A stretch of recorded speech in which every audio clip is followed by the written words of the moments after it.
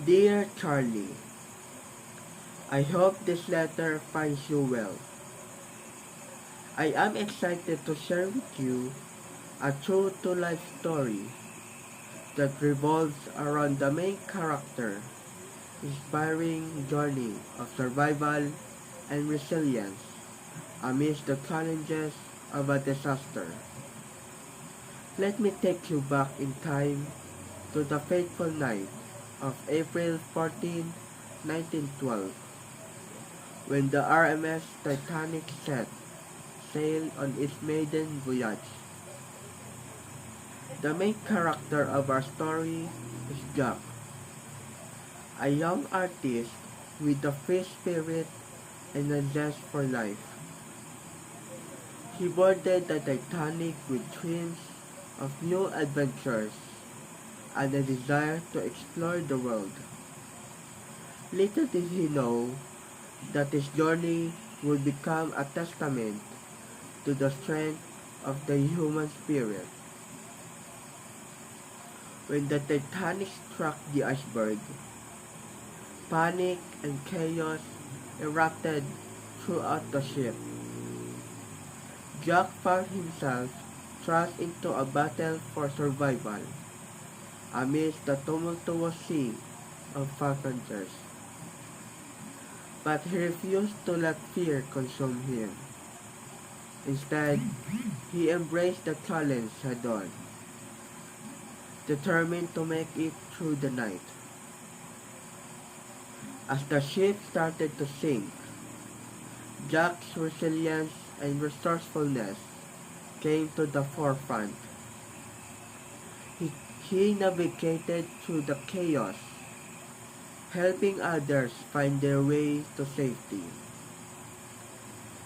His selflessness and willingness to lend a helping hand became a beacon of hope amidst the darkness. Despite the odds stacked against him, Jack managed to find a lifeboat.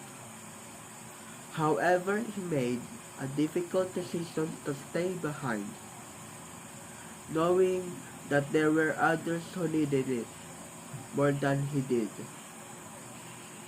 His sacrifice and unwavering sense of duty inspired those around him, reminding them of the power of compassion and bravery.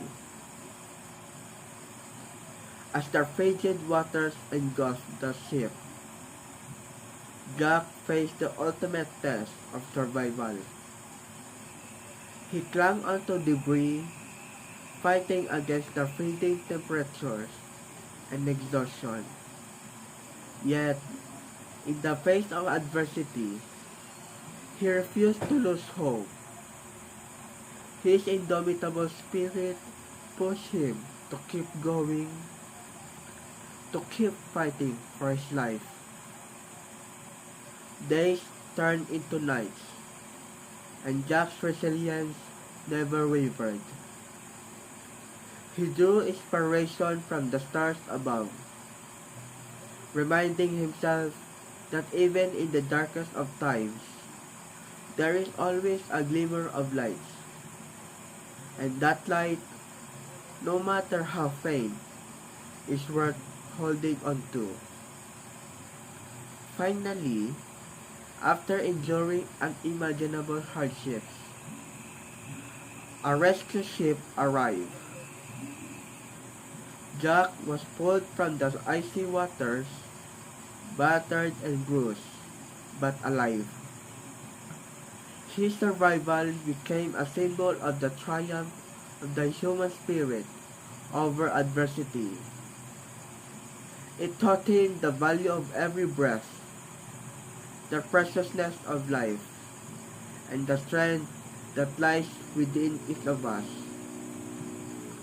I hope you found this true-to-life story of Jack's survival inspiring and thought-provoking.